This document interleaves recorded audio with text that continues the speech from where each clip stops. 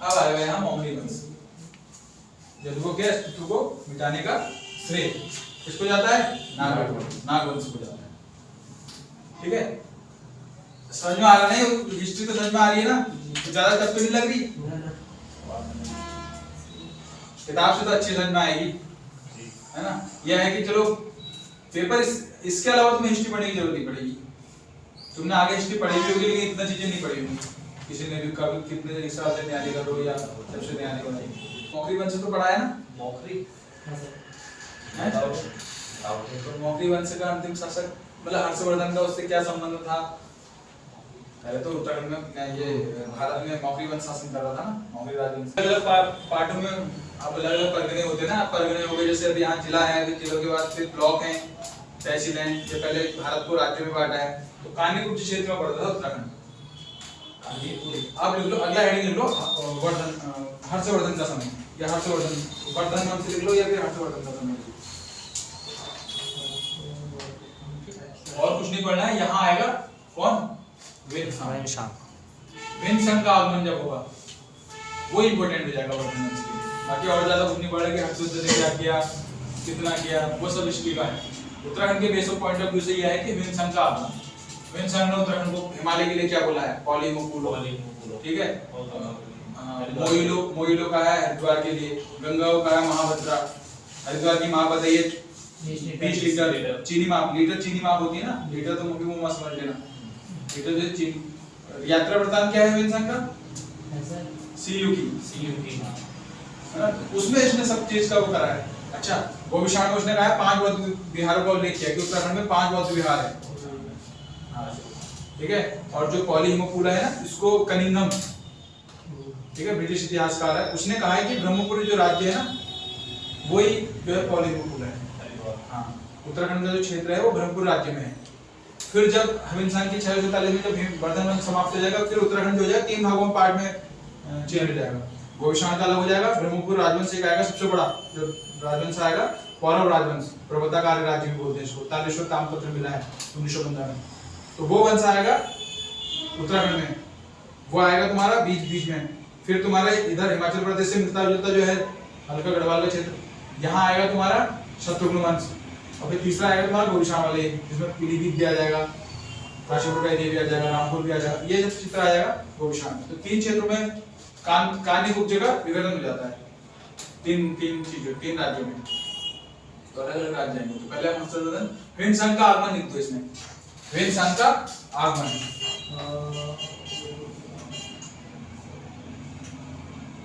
ठीक है, इसमें लिखो वेनसंग ने हिमालय क्षेत्र को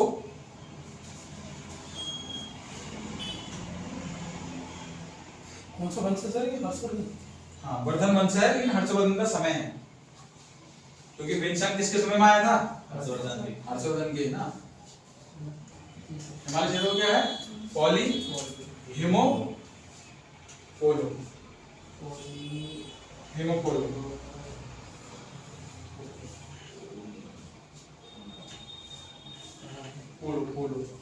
ऐसे लिखो ना। हाँ, पोली हिमो पोलो, ठीक है। अच्छा, मोयूलो जो कहा हरिद्वार को, इसकी जो नाप बताइए उसमें,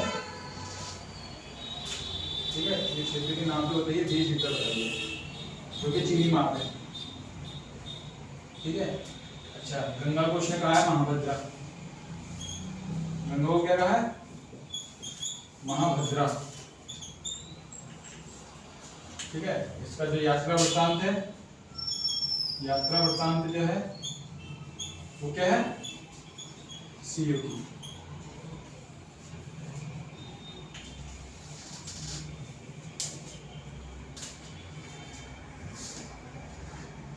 ठीक है।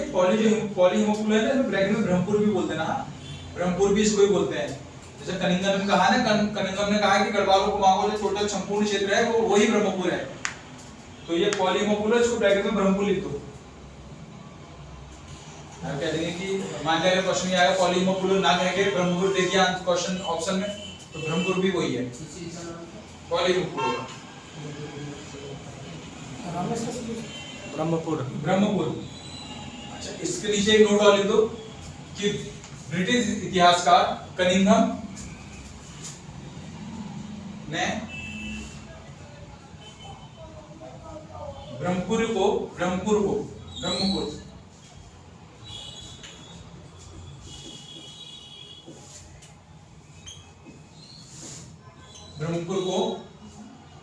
ब्रिटिश इतिहासकार कनिंघम ने ब्रह्मपुर को गढ़वाल व कुमाऊं का संपूर्ण क्षेत्र बताया है। किसने बताया है? कनिंघम ने। उसको हेडिंग कर देना, ये क्वेश्चन आया हुआ है कि किसने कहा है करके। ठीक है, अब एक लिख दो लास्ट की ह्वेनसांग ने इस क्षेत्र में 5 बौद्ध विहार होने का उल्लेख किया है। 5 बौद्ध विहार। कनिंघम ये कहता है कि गौशाला का क्षेत्र है वो। नहीं, ये लिखो मत, खाली ये लिखो कि ह्वेनसांग ने इस क्षेत्र में 5 बौद्ध विहार होने का उल्लेख किया है। ठीक है, अब हर्षवर्धन की मृत्यु होगी, है ना, 1340 के बाद वर्धन वंश समाप्त। कान्यकुब्ज जो राज्य होगा, कान्यकुब्ज यानी जिस क्षेत्र में उत्तराखंड में पड़ता है, इसका विघटन हो जाएगा तीन पार्टों में, है ना। पहला पार्ट होगा ब्रह्मपुर, जहां पौरव राजवंश करेगा, पौरव करेंगे राजवंश, जिसे पर्वतकाल राज्य भी बोला है। फिर दूसरे में करेंगे तुम्हारा शत्रुघ्न राज्य, जो कि हिमाचल प्रदेश का लगता हुआ क्षेत्र है, सिरमौर राज्य जो है। तीसरा आएगा तुम्हारा गोविशाण। ठीक है, सबसे बड़ा, जिसमें सबसे बड़ा कौन सा होगा? अब ये जानकारी कौन दे? ये ब्रह्मपुर की जो जानकारी देगा कि ब्रह्मपुर भी था, एक तो ह्वेनसांग देगा सीयू की, और एक देगा हर्षवर्धन। अभिलेख है हर्षवर्धन के, ऐसे तो बहुत है। एक मधुवन अभिलेख है ना, हर्षवर्धन के 2 अभिलेख हैं, एक मधुवन, और उनके को और अभिलेख भी होंगे, लेकिन जो इसकी जानकारी जो दिया है, एक मधुवन और बांसखेड़ा, ये 2 अभिलेख मिले हैं किसके? हर्षवर्धन के। इसमें उल्लेख किया गया है किसका? ब्रह्मपुर राज्य। ठीक है, तो लिख दो हर्षवर्धन की मृत्यु के पश्चात कान्यकुब्ज यानी उत्तराखंड, जिस क्षेत्र में उत्तराखंड भी आता था, कान्यकुब्ज 3 भागों में विघटित हो गया, या 3 राज्यों में विघटित हो गया। कान्यकुब्ज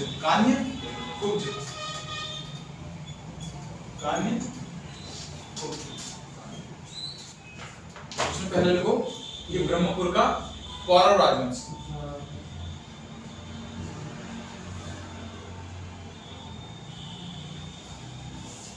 अन्य नाम पर्वताकार राज्य।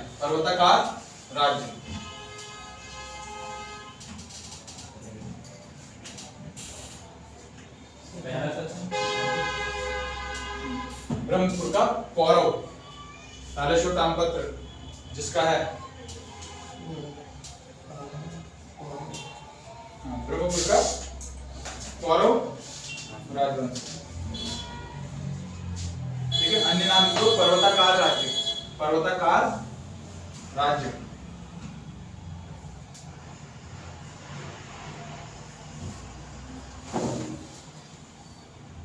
देश की, जैसे ये उत्तराखंड है, ठीक है, 3 पार्टों में विभक्त हुआ।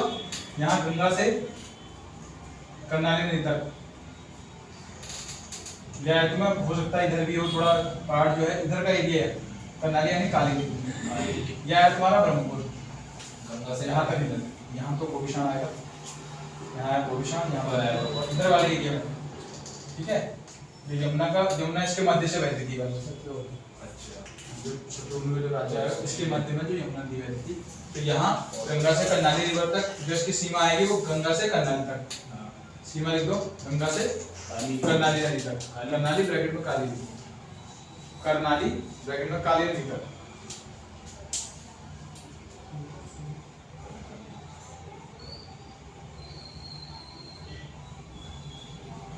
अच्छा, पौरव वंश का संस्थापक कौन था? विष्णुवर्मन। तो संस्थापक जो था पौरव वंश का वो था विष्णुवर्मन। विष्णुवर्मन। जानकारी के स्रोत एक तो ये हो गया हर्षवर्धन के जो अभिलेख है, हर्षवर्धन के अभिलेख, दो अभिलेख जो है, एक है मधुबन और एक बांसवाड़ा अभिलेख, ये दोनों अभिलेख हैं, ठीक है। और एक हो गया तुम्हारा तालेश्वर ताम्रपत्र, तालेश्वर ताम्रपत्र जो कि खोज जिसकी हुई 1915 में, ठीक है। क्वेश्चन आया हुआ है। अच्छा, इसमें जो उल्लेख है दो राजाओं का उल्लेख है, एक तो यही स्वयं विष्णुवर्मन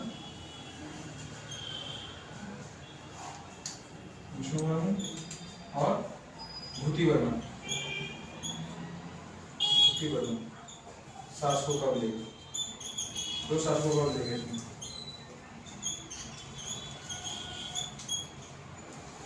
ठीक है। 40 ताम्रपत्र। अच्छा, इसकी बोले लोग भाषा लिख लो।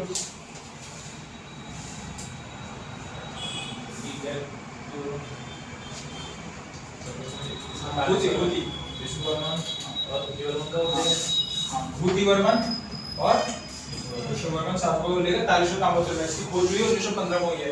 अगर इसकी लिपि की बात की जाए तो उत्तर भारत में तो गुप्त लिपि चली, गुप्तब्राह्मी लिपि हो गई, लिपि जगह गुप्तब्राह्मी लिपि। अच्छा, और अगर भाषा की बात की जाए तो भाषा संस्कृत है। 40 ताम्रपत्र की बात कर रहा हूँ, और ये 40 ताम्रपत्र में कई बार क्वेश्चन आ गया है कि ये किसका संबंध है, इससे कौन से वंश का, पर्वतकार राजवंश या पौरव राजवंश, ठीक है। कितने शासक का उल्लेख है, दो शासक का उल्लेख है, कौन कौन, विष्णुवर्मन, भूतिवर्मन। ज्यादा होता तो मैं दिखाता नहीं। खोज कब हुई 1915। लिपि कौन सी है, गुप्तब्राह्मी लिपि। अच्छा, भाषा कौन सी है, संस्कृत। संस्कृत का बहुत कम अभिलेखों में यूज हुआ है उत्तराखंड में, तो ये उसमें से ये है।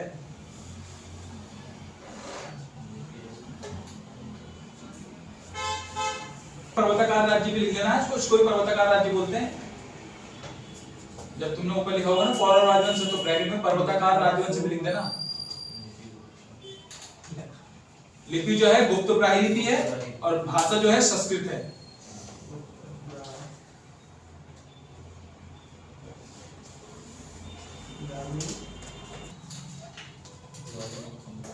अब लिखो प्रशासन, क्योंकि बहुत बड़ा राज्य है, विंध्याचल ने भी इसका उल्लेख किया है, हर्षवर्धन ने भी उल्लेख किया है, फिर अलग से एक ताम्रपत्र है, तो इसका प्रशासन भी कई बार आ चुका है कि जहां वो रहते थे, स्थान क्या कहते हैं, रहने का स्थान, कोट बोलते थे उसको, ठीक है। लेखकों का प्रधान दिव्यपति होता था।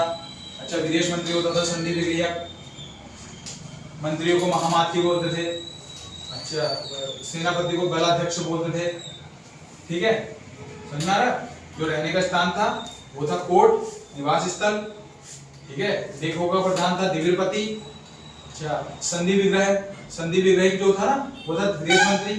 मोस्टली जो विदेश मंत्रियों का नाम संधि विग्रह ही आएगा, संधि विग्रह है, संधि विग्रह करने वाला, संधि और विग्रह करने वाला, तोड़ने वाला, बनाने वाला, संधि विग्रही, ठीक है। अच्छा, मंत्रियों को महामात्य, सेनापति को बलाध्यक्ष, ठीक है। अच्छा, आय का मुख्य स्रोत, अरे आय का मुख्य, उत्तर भारत में तो हमेशा आएगा कि उत्तर भारत में क्या, पूरे भारत में लगभग का क्या रहा है मुख्य स्रोत, हाँ, भूकर, उसे बोलते थे भाग, ठीक है। मतलब ये पर्वताकार राज्य में भूकर को, यानी भूमि से जो कर लिया जाता, भूमि के बदले जो कर लिया जाता था, भूमि का जो होता था उसे बोलते थे भाग, ठीक है। अब भूमियां थी दो प्रकार की, एक थी केदार भूमि, एक थी सारी भूमि। केदार भूमि यानी केदार यानी अच्छा नाम आ रहा है ना, तो वो सिंचित भूमि होगी, और सारी भूमि यानी असिंचित भूमि। तो टैक्स कहाँ ज्यादा लगेगा, सिंचित यानी केदार भूमि, ठीक है। तो आय का जो मुख्य स्रोत था वो कृषि था, पहली चीज। दूसरी थी कि कृषि जो आय का जो मुख्य स्रोत था वो भूमिकर था, भूमिकर को बोलते थे इस काल में भाग, ठीक है। और दो प्रकार की भूमियां थी, एक थी सिंचित भूमि जिसे केदार भूमि बोलते थे, एक असिंचित भूमि जिसे बोलते थे सारी भूमि, ठीक है। ये सब था प्रशासन इनका। तो लिख लो प्रशासन, प्रशासन और वंश का प्रशासन लिखो। ये प्रशासन, क्योंकि ये ब्रह्मपुर जो था ना, थोड़ा महत्वपूर्ण राज्य है ना, हाँ, तो ये लिख लो, पहला लिखो इसमें निवास स्थल, ऐसे लिखते जाओ, 3-4 ज्यादा मत लिखो, हनी को तो बहुत है, तो 3-4 लिख लो। निवास स्थल क्या बोलते थे? कोर्ट। हाँ कोर्ट, निवास स्थल को बोलते थे कोर्ट। मंत्री को बोलते थे महामात्य, महामात्य। अच्छा, विदेश मंत्री को बोलते थे संधि विग्रही। सेनापति को बोलते थे बलाध्यक्ष। अच्छा, लेखकों का जो प्रधान था उसे बोलते थे दिव्यपति।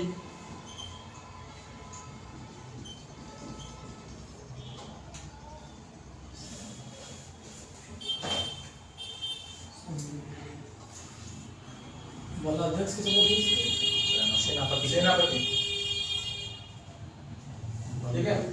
अच्छा, आय का मुख्य स्रोत, अगली लाइन से लिखो देवपति लेखकों का प्रधान। अरे जब वो बनाएंगे ना, जैसे अभिलेख जो हो रहे हैं, लोगों को तो जानकारी देंगे, तो ये लेखकों का जो प्रधान रहेगा, प्रधान जो लेखक होगा वो दिव्यपति कहलाएगा, ठीक है। लेखकों का प्रधान, लेखक जो लेखक होंगे, लेखकों का प्रधान वो होगा दिव्यपति, ठीक है। ये होगा सेनापति, ये होगा विदेश मंत्री, ये होगा महामात्य यानी मंत्री, और ये होगा निवास स्थल। अच्छा, आय का मुख्य स्रोत लिख लो अगली लाइन से। आय का मुख्य स्रोत,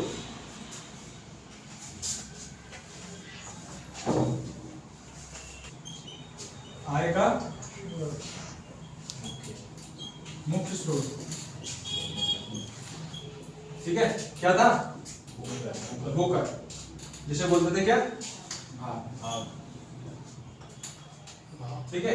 अब भूमि, जो भूमि के प्रकार, अगर भूमि के प्रकार की बात करी जाए, भूमि कितने प्रकार की थी? तो ये थी 2 प्रकार की, एक थी तुम्हारी केदार भूमि और एक थी सारी। केदार भूमि और एक थी सारी भूमि, ये थी सिंचित और ये थी असिंचित, ठीक है।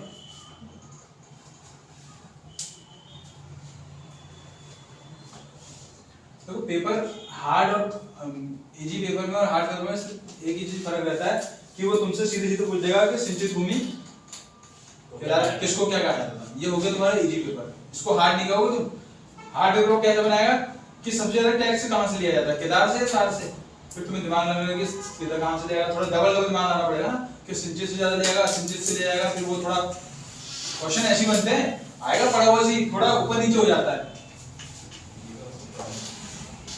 ठीक है। अच्छा, भूमि नापने के प्रकार, भूमि नापक 3 प्रकार से होती, नाली मापन, कुल्य मापन, द्रोण मापन, ठीक है। अलग अलग है ना। अभी जैसे नाली पहाड़ में अभी भी होते थे नाली, नाली एक क्या होता था, एक टाइप का, एक बर्तन टाइप का रहता था नाली, उसमें जितने गेहूं उसके जितने बो दिए उससे, क्योंकि उत्तराखंड के एरिया में ना नापाई तो हो नहीं सकती, हाँ कि ऊंचा नीचे है, तो उसमें हाँ तो समय से चलना है, इस साल से चलना 3 नाली वाला। हाँ, पहाड़ी क्षेत्रों में यही नापे गए हैं, नाली मापन, कुल्य मापन, पुराना ही चल रहा है। हाँ, ये पुरानी चीजें चल रही है। देख लो, भूमि मापन यंत्र, मापन यंत्र, देख लो द्रोण मापन,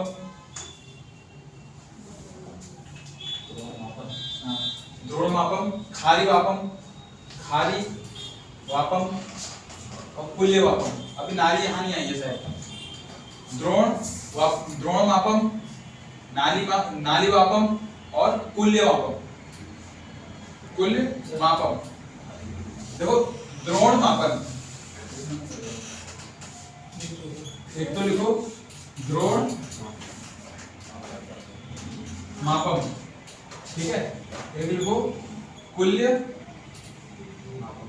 ये भी मापम है, और एक खारी वापम है, खारी वापम, हाँ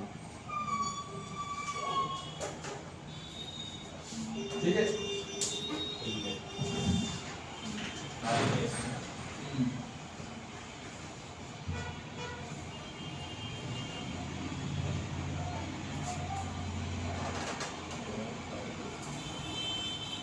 अगले देखो शत्रुघ्न है,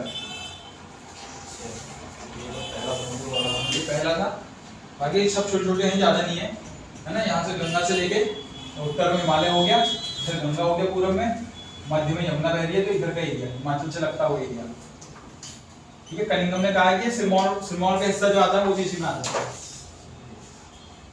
लिख लो, उत्तर में हिमालय, पूर्व में गंगा। ये क्या सर सीमा? हाँ सीमा है, सीमा क्षेत्र लिख लो। उत्तर में हिमालय, यहाँ हिमालय हो गया, यहाँ आ गई गंगा, और मध्य में यमुना नदी बह रही है, मध्य में यहाँ। कनिंघम ने ये कहा है इसके लिए कि जो सिरमौर का हिस्सा था वो सिरमौर वाले क्षेत्र में यही पड़ता था। लिख लो,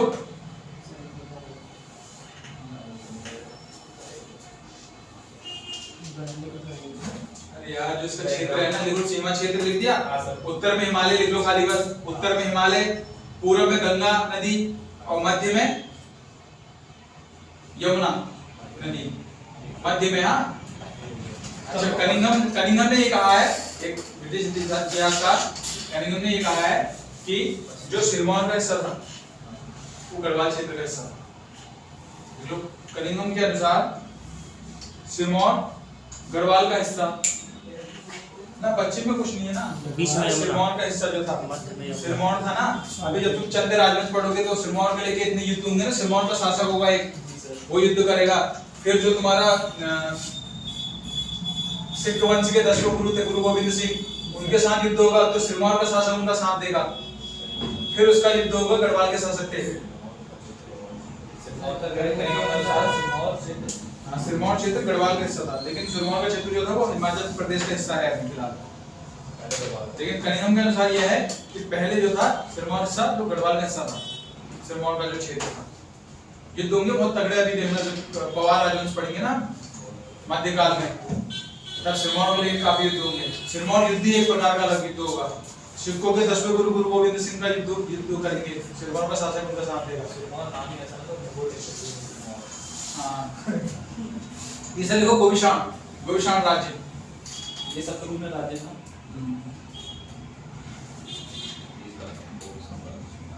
इसे लिखो गोविशाण राज्य। सीमा क्षेत्र जो है यहाँ से रामगंगा से लेके पौड़ी में रहती है ना, रामगंगा से यहाँ शारदा नदी तक ये वाला एरिया गोविशाण। ठीक है, अगर वर्तमान क्षेत्र में बोला जाए, वर्तमान सीमा क्षेत्र माना जाए तो जैसे काशीपुर हो गया, ठीक है, रामपुर हो गया, पीलीभीत हो गया, ये सब किसमें आते थे? अरे किसने कहा है? कनिंघम ने बहुत रिसर्च करी है। कनिंघम